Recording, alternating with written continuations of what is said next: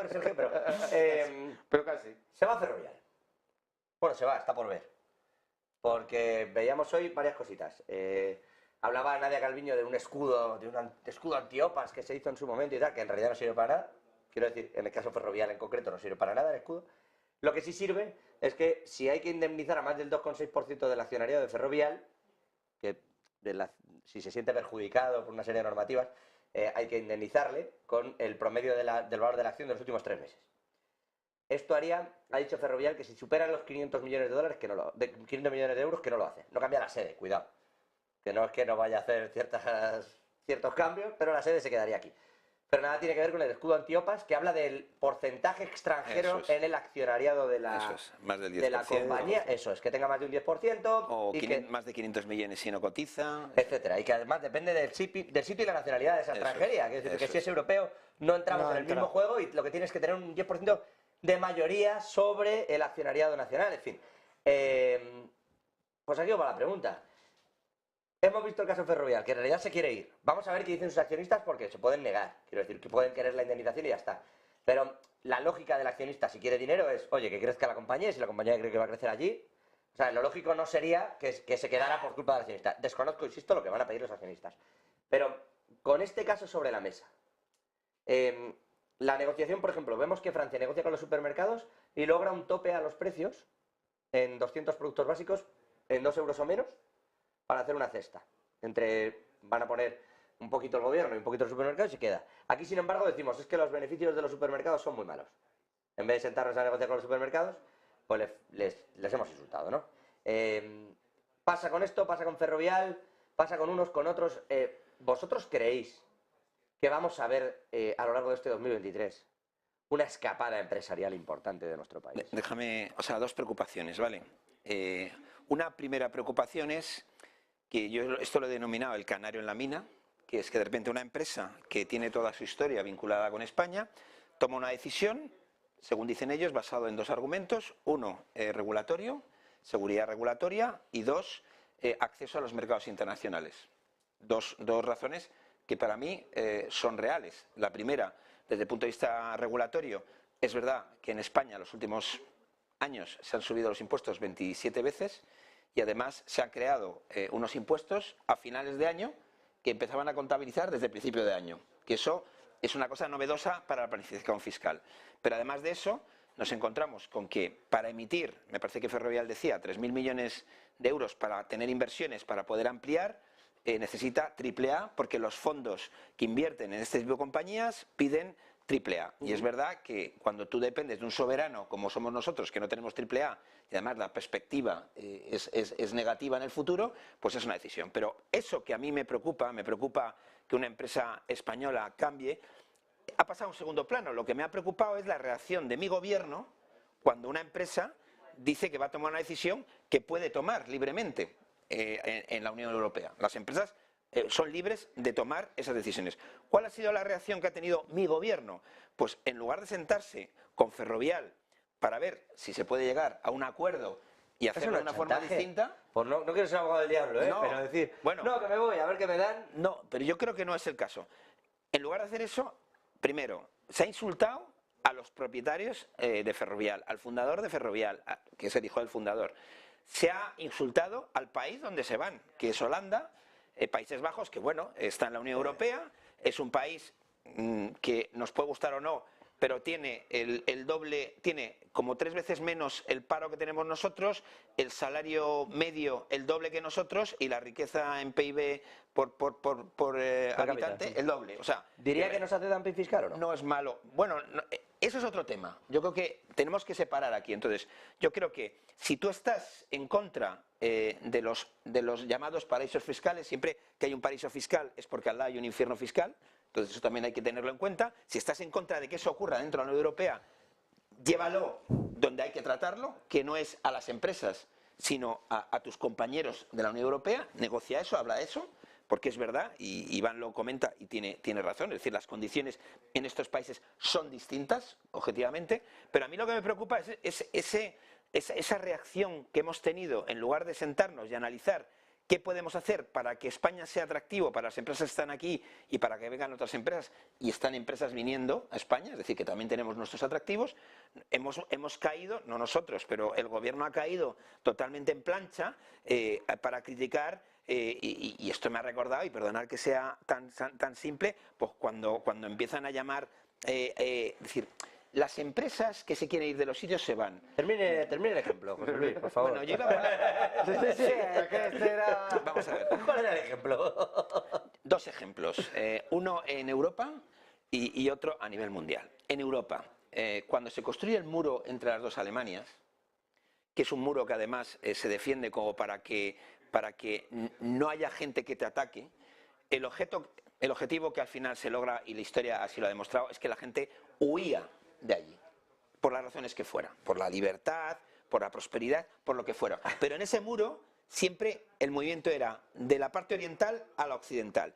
Incluso cuando empezó a haber, por parte de los bopos, que eran los militares que guardaban el muro, empezaron a disparar a los ciudadanos, a sus compatriotas, siguió escapándose la gente. Es decir, construir un muro nunca es una solución. Y segundo tema, lo de cuando tú insultas a las empresas. El propio presidente del gobierno actual, cuando caracterizaba la situación en Cataluña, también decía que esa inestabilidad que se producía en Cataluña y de alguna forma esa agresividad que por parte del gobierno catalán había contra las empresas que se marchaban de Cataluña, estaba, digamos, de alguna forma ayudando a que otras empresas tomasen la decisión. Y 5.000 empresas, recordemos, 5.000 empresas se movieron de Cataluña hacia otras comunidades autónomas. A mí lo que me gustaría es que una vez que ya ha pasado este calentón por parte del gobierno, es verdad que a ningún gobierno le gusta que una empresa que ha sido puntera y tan importante como Ferrovial haya tomado esta decisión tan dura, bueno, pues a nadie le gusta que esto cree escuela. Bueno, es muy importante que analicemos por qué se ha tomado. La regulación, yo creo que es un momento para simplificarla. Si se cobran impuestos, que se cobren, pero que permitan la planificación fiscal, que no inventes los impuestos de un día para otro.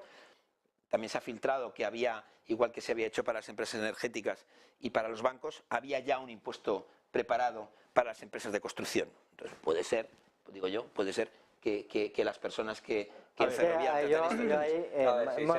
Muy rápido. Primero, yo cuando escucho hablar de paraíso fiscal, me chirrían los oídos de una manera estrambótica, sobre todo cuando estamos hablando de Europa.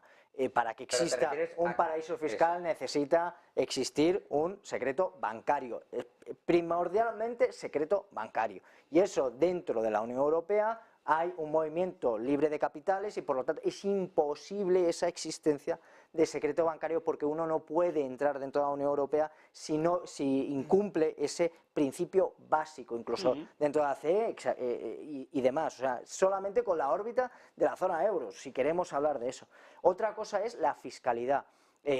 Sobre tema de fiscalidad, la Unión Europea es muy clara y la zona euro también. Nunca ha regulado el tema de la fiscalidad, al no ser que estemos hablando, por ejemplo, temas de IVA o algunos marcos muy concretos sobre la fiscalidad para que no existan unas distorsiones dentro de muchas zonas. Por ejemplo, estaríamos hablando del impuesto de sociedades en España. Ya se avisó dentro de España que el País Vasco, por ejemplo, no podía manipular ese impuesto de sociedades porque podría hacer un desvío de las empresas para que fueran al País Vasco. Es verdad que lo pueden hacer hacia arriba, no pueden hacerlo en este caso hacia abajo, a pesar de que tienen la competencia en el impuesto, exacto, en el impuesto concretamente de sociedades. Eso por un lado. Entonces, si quisiéramos hablar sobre este tema, lo que tendríamos que hacer sería la regulación sobre los márgenes que debería tener la fiscalidad dentro de la Unión Europea.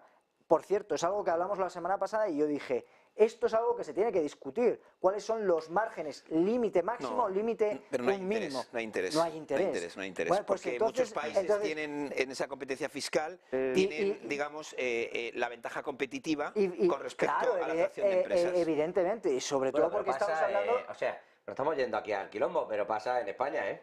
Sí. Bueno,